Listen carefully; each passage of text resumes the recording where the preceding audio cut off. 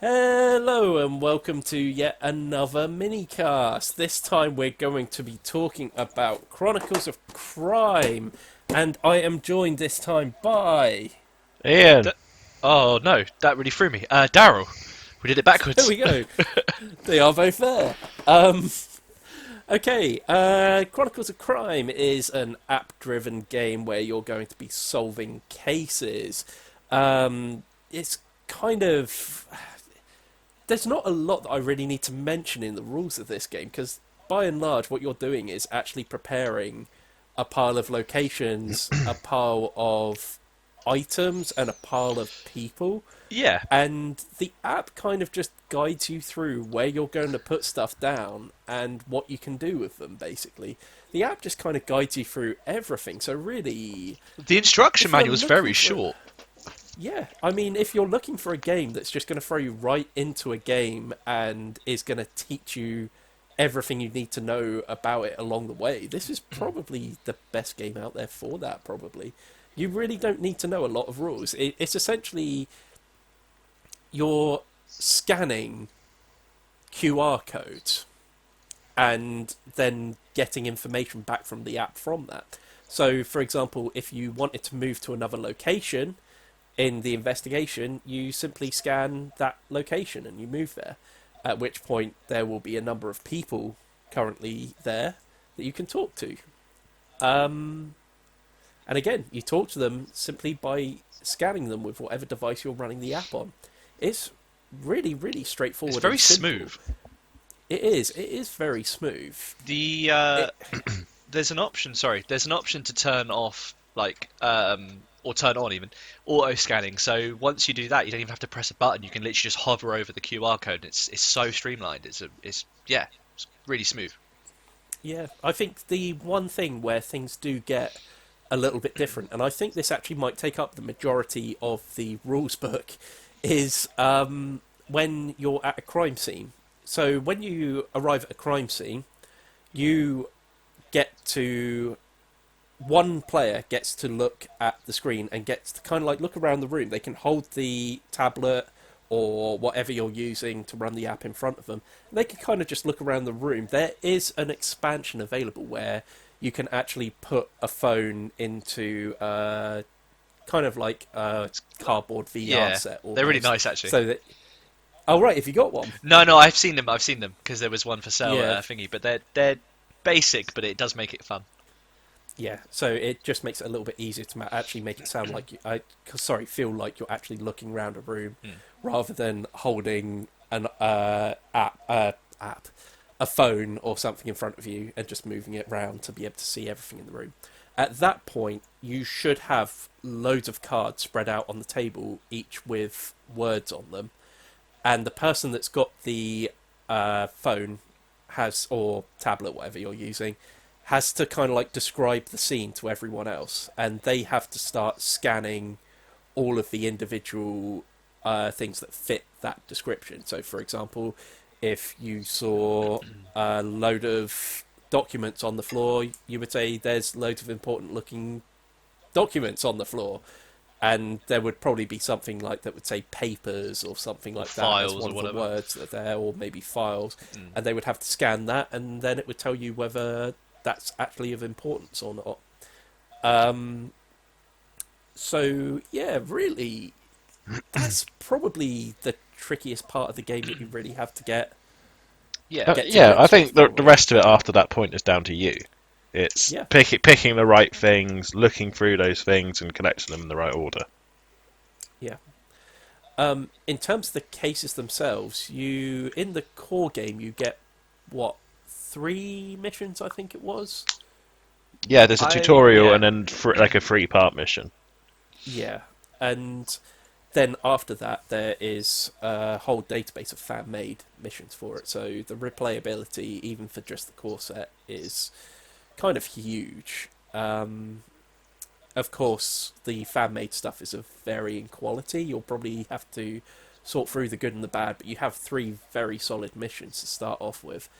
Um, I've played this game with lots of different people. I certainly feel like it plays better with fewer people.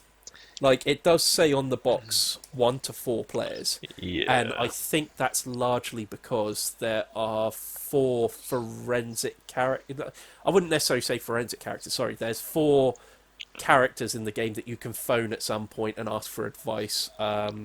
What was it? There was a psychologist, Yeah, Yeah, someone. psychologist, a hacker, a scientist, and a criminologist. I yeah, I think so. think Yeah, criminologist is the main one. Yeah, you can also talk to the chief, can't you, if you want to?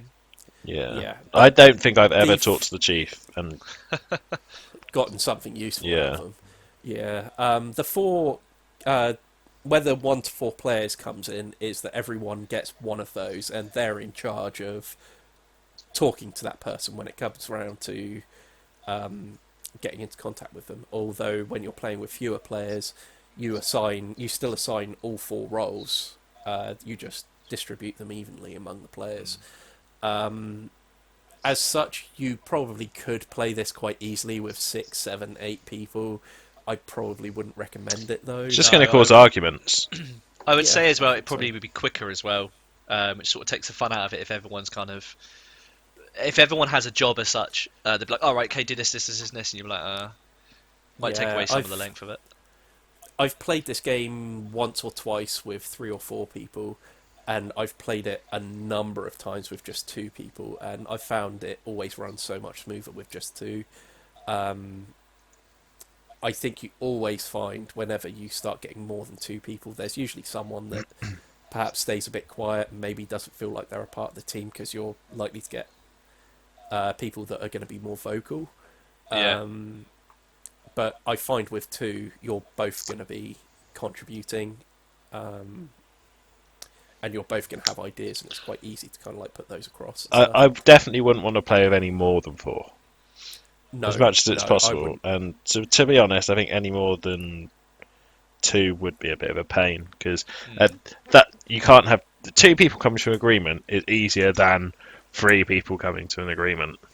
It sure is, and really, the course of action you take in this game is based on agreement between players, because every single action you take does chip away at a time limit on the game. Uh, you do have a time limit, but also you can possibly miss things if you take too long focusing on one thing. Like the game, one of the thing that's quite important to mention in this game is the game is constantly changing. People can move between locations. It's even possible that some characters can die, and you not get Yeah, potentially that's happened a valuable few times information actually. It's from them. quite cool. Yeah, I mean, it's really cool in that regard. So it does feel like it's a living, breathing case that's constantly changing, and that's really cool about this game, I think. Um, I will say, in terms of criticism at it, sometimes it does feel like you could have finished a case, but you don't want it, like as in you pretty much know the outcome of the case, but you feel as if you need more evidence in order to finish it. That evidence just simply isn't there sometimes, and you can sometimes spend way too long looking for something that isn't there. Mm. I personally find it quite difficult because, contrary to popular belief, I'm an educated man, and my choice of What? higher education is forensics. And I do have a degree in forensics, despite never using it. And there are times where stuff happens in the game, and I just go, well, "You wouldn't be able to go to court with that. Like, you would get nowhere." And that is the solution to the game. So, I mean, yes, sometimes that is the case. I tend to find if it's a harder mission, that's not normally what happens. If it's a harder mission, it's fine. It's only if it's like a really Yeah, easy mission, it's like you don't need.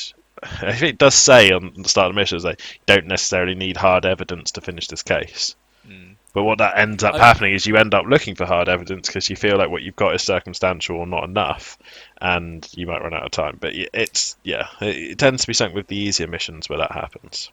Yeah, I think I can automatically think up of an example here. There is a mission where you feel like you need to find a murder weapon, and Yeah. you don't. Essentially, the game just tells you at the end, oh yeah, there was a gun and it was thrown in the river. and you spend all your time looking for this murder weapon, and it turns out, oh yeah, 100 out of 100, you got everything. Yeah, the gun was thrown into a river somewhere. Yeah. It's like, well, I mean, You know who's done it, yeah, and you are pretty sure, like, of pretty much everything, except for the fact that you can't place that murder weapon to prove it was him. yeah. So really, that's one thing I would say about this game to bear in mind. I don't think it in any ways spoils the enjoyment of the game, though. No.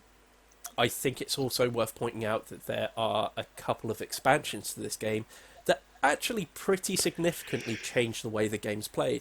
We have the Noir expansion. That one, you can start doing things like breaking into locations, you can bribe people, all things that aren't in the base game. I think you can stake places out again as well, if I remember correctly. Yeah, you can. Yeah, it almost changes the game completely, and makes it kind of more appropriate for its setting. Which in this case, if you can't tell by the name, is I think it's like 1930s kind of LA, isn't it? Yeah. Yeah. I think it's definitely LA. I think 1950s. Sorry. There is another expansion which I don't have here, but Daryl does have, Yes. and that is Welcome to Redview. Would So- you like to talk us through that? Best way to describe it is kids on bikes, Stranger Things style mysteries. It's slightly different, like where the Noir one kind of brought in like roughing people up, bribing people, that kind of stuff. This one has a dice roll mechanic, which is really, really weird. You have energy, which you can kind of expend to change your dice rolls. So you're having to kind of do checks, which is really, really interesting. So, for instance, you can say you need to do an agility check or something like that. You will pick characters that have various different skills, and you between your group will go, well, Bobby, for instance, is athletic, so he'd be much better at it. So his dice rolls are going to be easier because he gets a boon to it or a buff. And it's a really nice way of doing things. Where it kind of also changes a little bit is it's more, it's got like a weird. The games all have like a set of timeline on them. So, like Steve was saying earlier, if you go to the wrong location and miss something because you're doing something else, you might miss the opportunity to get to someone else who may die.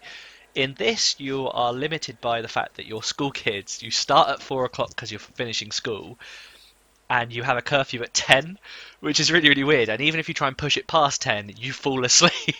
So What? it's really weird. So you just fall asleep. Oh god. So yeah, you end up going home and falling asleep or whatever. So it's a really interesting thing because you're limited on what you've got time-wise to do. And not having a full day is really interesting. And because you are kids, you get into some really weird situations where you kind of don't want to be. Like, I think one of the ones I was playing, there was an abusive boyfriend to someone. Oh god. Yeah, it's very. But obviously, you can't do much because you're children. Whereas you're just trying to solve a mystery, like it was something missing, like someone had lost something. But they're great because of this newer kind of limited time scale, and also the fact you have dice rolls and energy bars to kind of change your dice rolls. So it's nice that they keep adding with each edition that comes out something new mechanic wise that kind of doesn't just make it the same old thing in different settings. It's cool. Yeah. It would be really cool if in that there was a critical choice you had to make at some point where you did have to skip school, or you did have to break curfew, and it would have serious repercussions, but it had to be done to solve a case or something like that. I like the Yeah, idea like that it could the serious potentially- repercussions are like you lose another of the characters because they've been grounded. Yeah, that would yeah, be yeah, quite or cool. something like that. Or yeah. you miss an exam, and then for the rest of your life you have a mundane job or something stupid. Like it's a like a little RPG element Well, to that it. got real dark real quick. I'm just saying that the kids in the 80s. Yeah. I mean, do you guys actually have any kind of like stories from playing it or anything like that? I have a Most couple. most of my general experiences, I've got to say, are simply just a bunch of people playing the game and really feeling great when we actually manage to crack it and stuff. Yeah, like I that. think the difficult Not thing really is any- the story is so the story that they give you, that there's not much you can have in terms of individual stories you get from it. That's Yeah, not to say that's a negative. It's just the way the game is. But the game itself is fun, and it's the stories are good. It's just the individual stories had with it. I think for me personally, it's quite limited because I guess there's already yeah, a story there for you to work through. I would Almost. say yeah, the red view one gives a somewhat option of having individual triumphs, just purely based on the fact that the dice roll mechanics, if you fail it, kind of thing. yeah, If you're playing it, you'll be playing it as a set character, so you'll pick a set character, as opposed to with the other ones where you're kind of either playing as the detectives or you've got like different roles depending on if you're the criminology expert or whatever. With the kids one where you are playing an actual character yeah, with dice rolls and opportunities to fail, it's quite a cool mechanic in that respect where you'd be, say, doing this jump, for instance, and you miss, and because of that, somebody gets away, and it affects the story. So there is a little bit in that version of individual kind of gain and losses, which is quite cool. I think I I'd was going find to that say it quite kind of, difficult in the sense that where there's a chance to sort of fail, Mm. it's almost like you could do everything right and still not complete the journey, if that makes sense. Which yeah, seems quite Yeah, hard for the style of game it is. it was definitely a shock considering playing the other ones. There was an instance where I had to intimidate someone or bluff my way through something, so I tried to use like an intelligence roll and I failed. Because of that, I couldn't get into a certain room in the school. So it was yeah, it's kind of interesting that this kind of blocks off paths to you. That I could get back there later. I got in later through different means, but it was a case of it kind of it puts a little roadblock up at that point, which then means you have to go to somewhere else. And again, because of the time restraint, you're losing every time you go somewhere in these games or search something. It takes time off your timer. So before you know it, you could be losing a day, especially with the kids one, which it was like I would have to play it at some point because, like I say, it does really change yeah, the dynamic of the game in a way that you've not played so far because all the other ones have had different kind of mechanics to them. It's like it's more challenging. It's definitely more challenging, especially being kids yeah, because you don't have the option to like arrest people or guns or whatever or bribes, intimidate stuff like that. It's very cool. yeah. I mean, I'm not quite sure why I never got round to buying that. I think it's just been busyness and stuff like that Yeah. because I do love this game. Anyway, it sounded like, did you have some stories you wanted to tell? Yeah. So By all means, go ahead. So it's not so much a funny story or anything like that, but when you were talking about the VR goggles you can buy for it, I played it with my next door neighbours because we quite like playing this kind of game, and my next door neighbours have a kind of he got given like a Google VR thing, which you basically put your phone in. Really, Yeah, really comfortable. But basically, what you can do with that is he put his phone in, and when you do the VR option, you can beam it to a screen or TV on your wireless network. So what was really, really interesting is they had like their like huge TV on, seeing everything he saw while we were taking it in turns to like look around the crime scene in kind of looking for actually with our own kind of head, which is really, really cool. And then hearing someone go stop, stop, stop, stop, stop, look, what's that on the floor, and you go back and you look. So it's really, really cool because although it's a single person doing the like the VR side of things, because everyone else is seeing it on a screen, they're also like shouting at you and telling you like, look down there, what's that, is that a box? It's a box. Okay, what is it? Does it have anything in it, like files? Is there files nearby? Is there liquids? Okay, liquids. And then afterwards we'd scan it and it turns out it was nothing. So it's fun to have that option.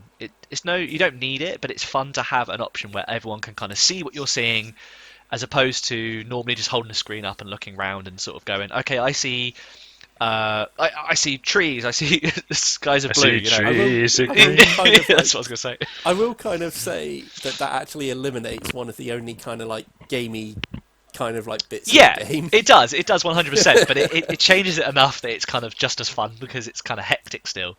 Um, Sure. but it's like I say, it was a different experience because up until that point, I think we'd all just used the screen and kind of pointed it around and gone, okay, there's this, that, this, that.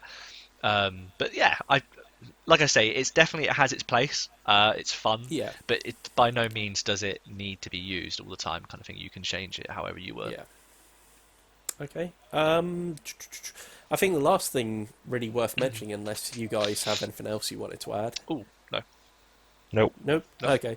Was that they're still expanding this universe. They've recently done a Kickstarter for this game at the time of recording, bringing it into lots of different timelines, like Yeah. really out there kind of stuff. Like way back in the 1600s, I think was one. There was one taking place in the future. What was the other one? There was It's- one set in like medieval times. There was one set in like Victorian times, Yeah. and It was the Victorian times one. yeah, and then the other one set in like almost like 2047, like a futuristic kind of just any futuristic kind of cyberpunky type thing. Yeah, but they're not out yet, but No. they are on their way. So it'll be interesting to see where they take it with this series next. Like I said, all three iterations of this game, the Noir, Welcome to Redview, and even the base game of Chronicles of Crime, are continually expanding. There are fans still making stuff out there for it. I think some of them you do get charged for Yeah. on the network, but I think there are a few free ones out there as well. You just got to be careful you don't get a foreign language version. Yeah, there's quite a lot of Oh God. there's quite a lot of random ones that are done on that. You were It's saying nice. that there were Spanish ones last time I talked to you. For some weren't you? reason, yeah, for some Yeah. reason it seems to be. Maybe it's just the fact that like I don't know, but there seems to be more Spanish versions than there are other languages, and it seems like they must love the game. Like maybe that's it. They just love the game. Like it's a cool. Perhaps. It is a cool game. I mean, it does. However, my next door neighbour is Spanish, and she loves the game. So maybe it's a maybe it's a It's cultural. just her. her. It's Yeah. just her. Just her. She does do. Yeah, that's actually weird. She does do like software editing and stuff like that. So maybe yeah, I think it's her. it's just her. I'm gonna look at the thing and it'll be like Okay. her tag. On that, thank you very much for joining us. Can I just say today. one more thing? Oh yes, you can. I would like to say that for a game of its size, shall we say, the price point entry-wise, not including expansions, is very agreeable. Yes, it is. Yeah, It's a very agreeable. Okay, you do need a smartphone or some sort of tablet device in but order everyone to use it. does. have a Most people do smartphone, at this point, so- don't they? And it's such a low entry point of game that to be that good as well. Like I know we say this a lot of times about Yeah. certain games. Some games are so cheap when you're getting stuff under like 20 quid and you're getting such a good game for it. This kind of game, I mean, expansions aren't that expensive either, and because they add so much No. time to it, it's like I think it's another thing worth noting because it walks you through a lot of the stuff. It's got a very hands-on approach to teaching how to play the game. Yeah. You could definitely play this with people who are less technologically inclined and people who are less board game inclined quite easily. yeah, 100%. It's Yeah. quite a good intro game as well. So I've is been playing quite it so. with the wife. It's definitely one of those ones like the same with like when I play it with Helen. Helen really enjoys this game because there's Yeah. so minimal setup. There's minimal rules. Yeah, it's super easy to sort of get involved with it without being super board gamey or super techy. And it's one of those things where Laura's like, "Oh, we should play it with my parents," and I'm thinking, board games with you is bad enough, let alone board games with your parents. But I'm just thinking it'd probably be fine because so long as we control the phone part and we just ask them questions, yeah, they'd probably be wrong, but like they'd enjoy it. Well, this is the thing. Honestly, I think to wrap this up, I personally think, as we're recording this during the lockdown, I think it's kind of the perfect lockdown game. Yeah, Yeah. Single player is definitely a thing as well. Like if 100%, you yeah. can play a single player very easily. If you're locked in with just your mum and dad or something like that as well, again, you could easily get them on board with. This a is the game like thing. this There's as well. there's no like like on some things where it's like character cards might have stuff. On these kind of things, it's so simple and minimal. It's not It's like it's very yeah, very versatile. yeah. Yeah, 100%. it really is. The only one more thing I will say, which I really love about it, and it does upset me a little bit because I've got two empty boxes. The Redview and the Noir stuff, the actual box itself for the main game, it has the kind of slots to stick all these, so you can put it all in one box. It does Yeah. mean that the two other boxes are now defunct and just empty, but they have nice artwork, so it doesn't bother me. Oh yeah, I've put the box up at the beginning to show it off, but my Noir one, 100% empty. Yeah, I know. Nothing in there at all. God knows why I've still got it hanging around. Probably because I knew we'd probably make a video like this Yeah, sometime. I mean, for me, it's the artwork. The noir setting one and the red view one look cool, but essentially the boxes are just defunct. I mean, yeah, I'll cut them up and frame them. it'd be a shame to get rid of it, wouldn't it? 'Cause it is 100%, nice. This was the thing. Like I said, oh, should I bin them? And I was sort of talking to myself about it, and I was like, maybe not. And because the box, like at some point, I might split them for some reason. You never know. Yeah. Anyway, Cool. on that, thank you very much for joining us. If you would like to find us on social medias, you can do on Twitter at Everybody Dice and on Instagram at Everybody Dice Show. We also have a Facebook page you can find at facebook.com/Everybody Dice. And if you would like to find all of our stuff in one place, you can find that at everybodydice.com. There should be some videos on screen over here. If you could click on those and watch a few more of those too, and don't forget to like, share, comment, and subscribe. Until next time, bye. Bye. Bye bye bye bye bye.